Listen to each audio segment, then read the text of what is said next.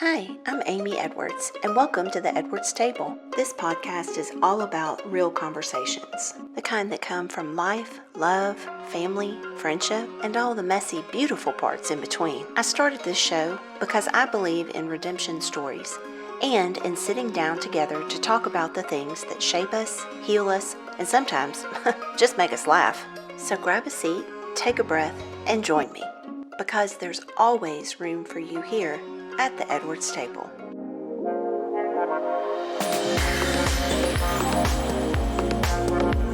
Well, hey y'all, welcome back. I'm so excited to have you. My name is Amy Edwards, and I am your host here at the Edwards Table podcast. If you are new here, welcome. Golly, so happy to have you. So season 1, I tell my story to my daughter. And then the second season, which we are actually winding down, has been just kind of a lot of information, story sharing, me telling you kind of how I've been on this healing journey. So if you're not familiar with my story, definitely would encourage you to go and listen to season 1. I think you will absolutely know a little bit more about me if you get done with that. But in the interim, you have jumped into a great series. For anyone who's been with me, welcome back. You know I love you, and I'm so thankful for you being here. In this month of June, we've been talking about surviving versus thriving. So like, how do we go from just surviving in our lives to actually moving into a season of thriving? And I think that's a very important piece of healing. I think that if you have been a victim of abuse, if you have been someone who has struggled with addiction, had any kind of difficult situation in your life, survival mode is very common for us to get stuck in. It becomes a place of comfort because it's what we know. It also is proven to us that it's beneficial. And so I think it's very easy for us to stay in survival mode. But we're not intended to stay there. I think if you listen to anyone who's out there talking that's medically trained, they will tell you, it raises the levels of all the things in your body that you really don't want staying at a high level. And it does things with how you even how you digest food and how you utilize the nutrients from your food, and how you sleep and how you feel and how your skin reacts and how your heart reacts. I mean, y'all, it touches everything. And so we're not meant to be there. So I'm so glad that you're here for this. It's a 4-part series. This is actually part 3. But first week we talked about, let me back up. I'm on this healing journey, and I've been sharing a lot about that this season. And so just talking about how to move from surviving to thriving on this healing journey, okay? But I think it's applicable really wherever you are in life. And so in terms of that, we talked about week 1, unloading our past. So whatever is keeping us stuck in the past, people and things, we got to let go of them. For people, it can be that we cut them off from our life because there is no path forward at all, i.e., an abuser, okay? That is okay, we're gonna move away from you, and no, you're not welcome back in my life. There are multiple schools of thought about whether or not to let them back in. I am not a trained professional. I am only a master survivor of abuse, and I know what has worked for me. And that's all I'm gonna say about that. I'm not gonna tell you what to do with your own life, but I will tell you professional counseling is an excellent place to start.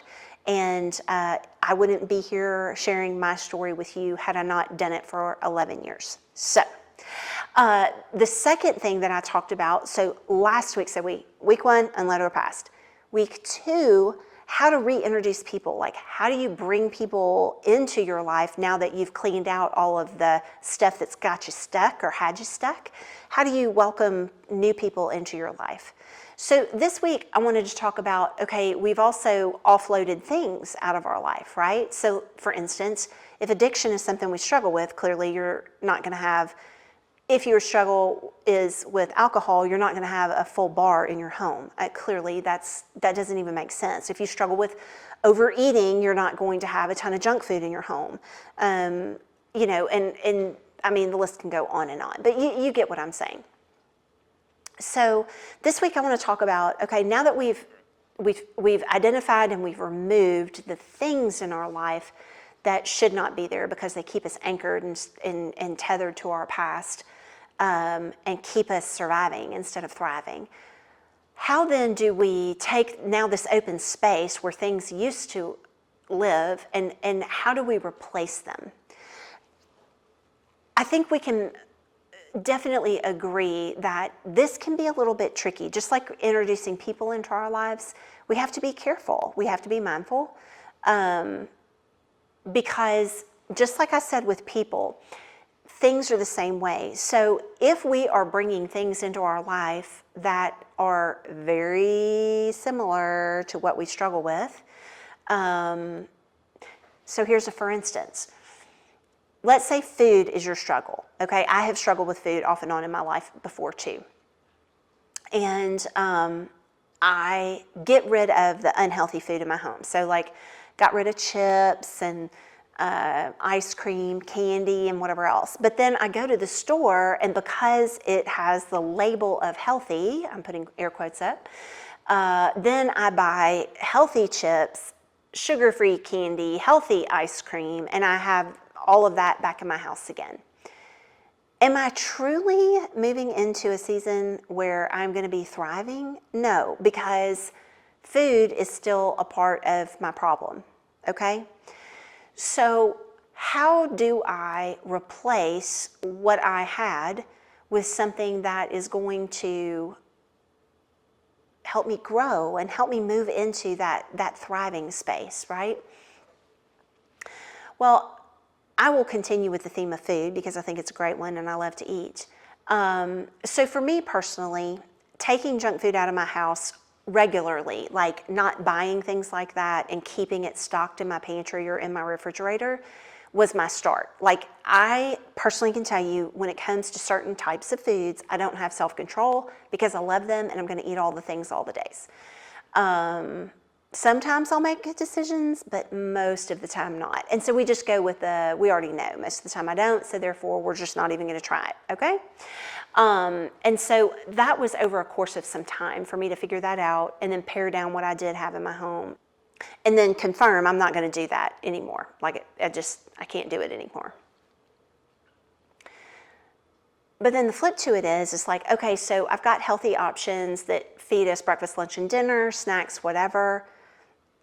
But there's still like this time, let's say late at night, where I like a good snack or whatever else, but I'm not going to eat anything then. Like, I've made the choice that's not healthy for me, and so I'm not going to do it.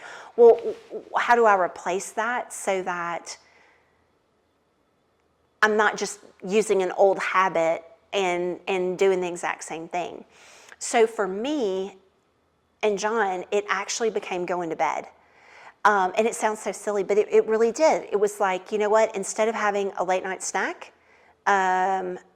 we would either choose to go to bed, or I would make us a hot tea, and I would do it unsweetened, nothing in it, but do like a chamomile tea or a peppermint, something that's soothing, herbal, so it's not got caffeine, and I'm like yanked up for the next 3 hours because I just, drank my favorite, which is Earl Grey. But like replacing old habits and old things with something new. So tea, obviously you're drinking something, but there aren't calories. I'm not having to worry about it, spiking my blood sugar before I go to bed, and then, my sleep being terrible and having night sweats and all the things. But the actual going to bed, like moving my proximity away from food, because if I go to my bed, I'm not going to get back up to go eat a snack or something. And probably 90% of the time when I did eat at night, it wasn't because I was hungry, it was because I was bored and I wanted something to do. So I would highly recommend replacing a thing like food, when it comes to snacking and stuff like that, with a behavior, not another food. Now, if you're trying to replace, let's say, a junk food that you love with something healthy, obviously, yes, by all means make that a decision that you make. But like, for me, it was more of the habit of eating after dinner at night. And it was just unnecessary. It was just a habit that I got into, and it was an unhealthy habit. And so we changed that and we broke it. Another thing I was thinking about was replacing things. So part is thought patterns, okay? And I know I've kind of mentioned a little bit about this because I've talked to you all about someone who I really admire and respect. His name is Jon Acuff, and he is the author of, I think it's 12 books, and he's got just some great, very straightforward, simple ways of kind of reshaping our thought process, our habit process, our way of reaching our goals and things like that. I would highly recommend, like, he's a great one, he's funny, he's snarky and funny, which I really appreciate. But two, he's an excellent speaker. I've heard him in person. I've read some of his books, love his podcast. Like, he's got a lot of practical things, tips and tricks and such, and is enjoyable. So, but I would highly recommend him, Jon Acuff. But replacing old thought patterns with new ones. And so I think his book is called Soundtracks, and that is kind of the same philosophy of, we have these, I always called it records because I'm older, but these records and messages like that are playing in our minds for a variety of reasons. Maybe a parent that used to say things to us, or the bully at school, or some, just mean kid or whatever, who would say something to us and it stuck. And then we made it that our truth. And how do we take that record and break it and put a new truth in? So it's very much the same concept, right? We need to replace what was there, the thing that was there, with something new. Thoughts tend to be one of our biggest contributors to belief in lies. Our brains do this wild thing where I read, it was an article I think that I read a part of, and then I heard somebody talk on, but talking about like how our brain will process information and what it will hold on to versus what reality really was. And so there are certain details because of our life's experience that we'll hold on to that may or may not be completely factual, but nonetheless, it's something we hold on to. And so our brains are tricky little suckers. We got to be careful with them. God even talks about it in the Word. Like, Paul, love my buddy Paul up in the New Testament. He's a wild dude, y'all. He has quite the story. Look him up. But he repeatedly says, in his works, or his writings, that do not rely. I cannot rely on my own heart or my own mind. Like, it will not ever take me down the right path. Like, I'm going to make the wrong choices. Absolutely, 100% guaranteed.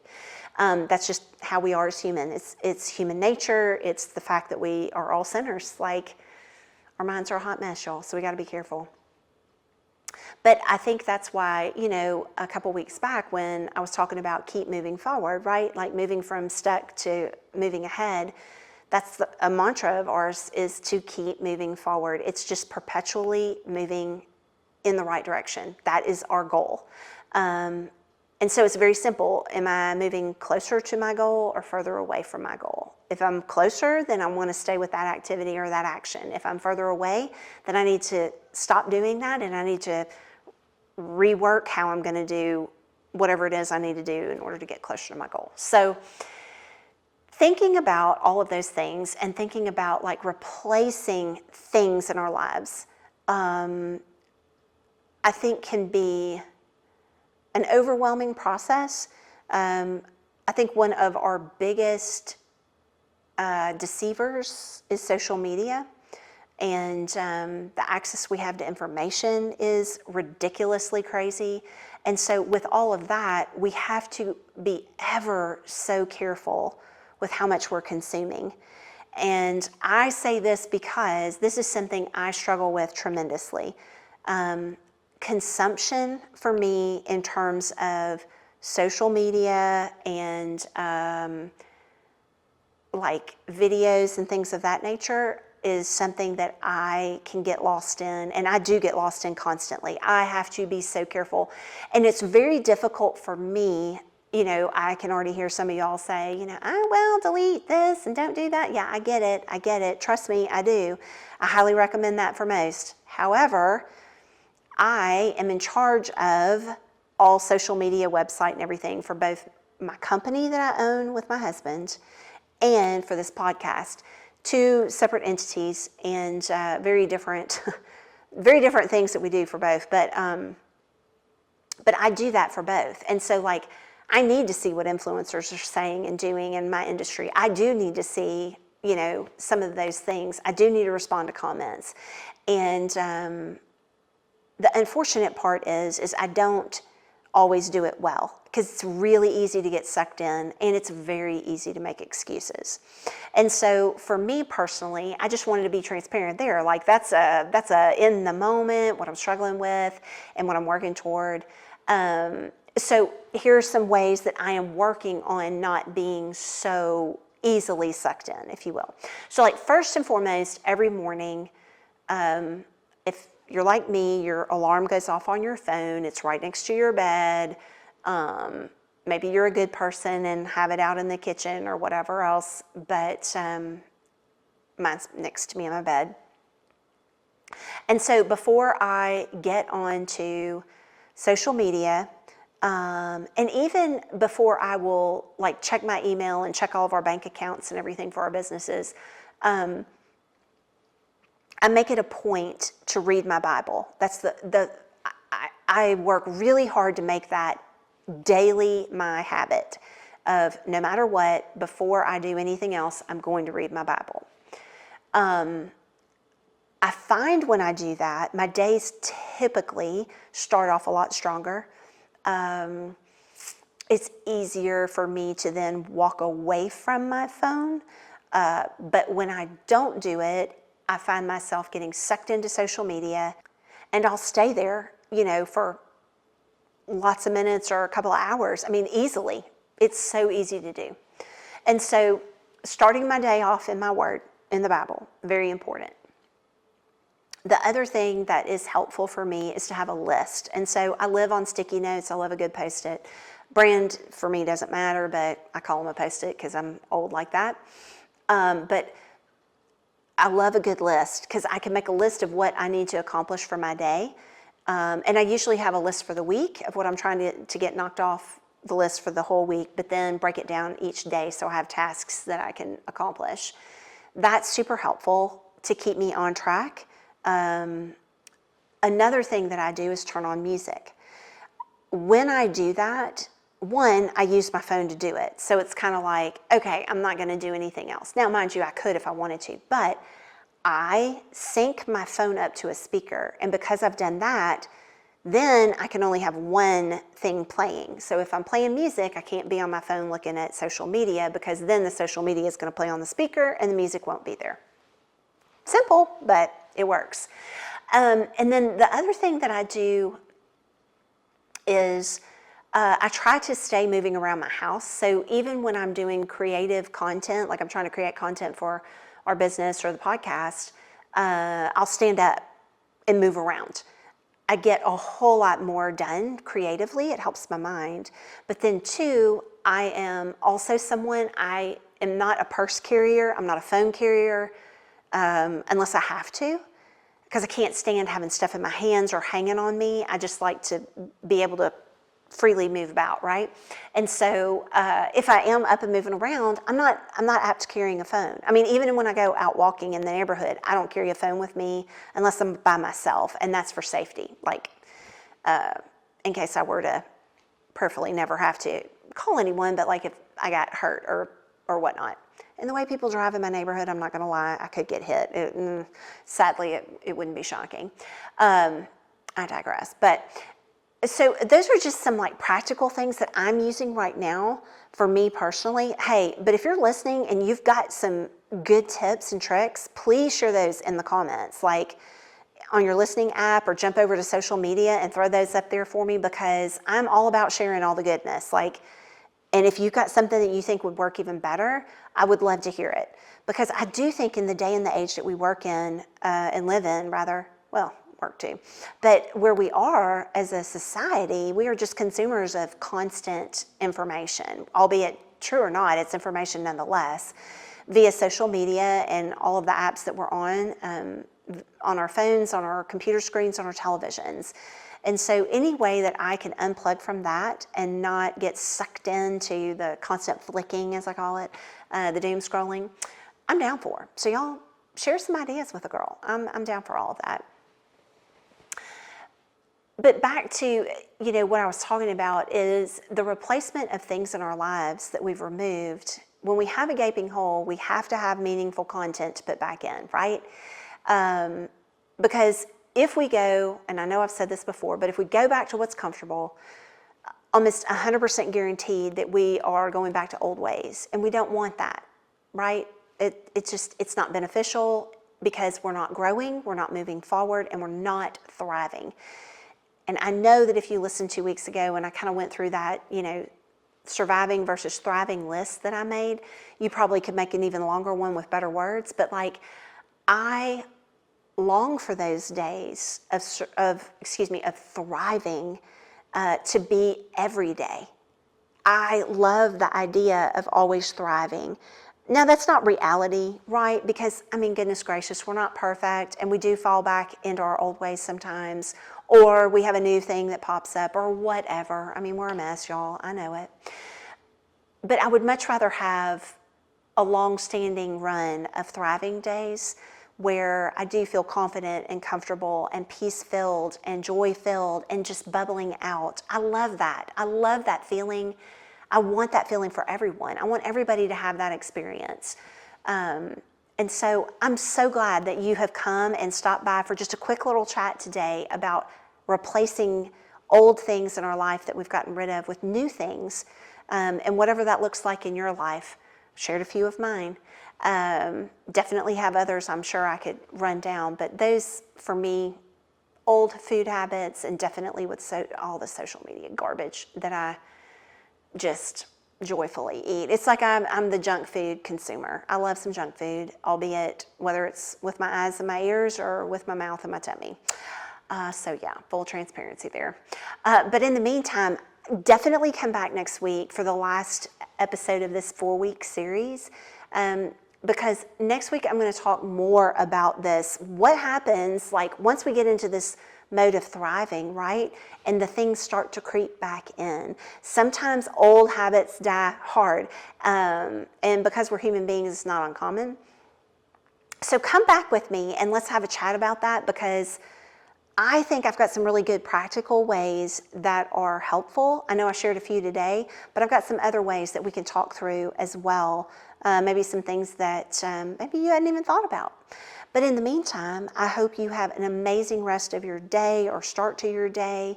And always remember that there is a seat for you here at this table, whether you are surviving or thriving. I love having you here, y'all. Take care, and we'll see you next time.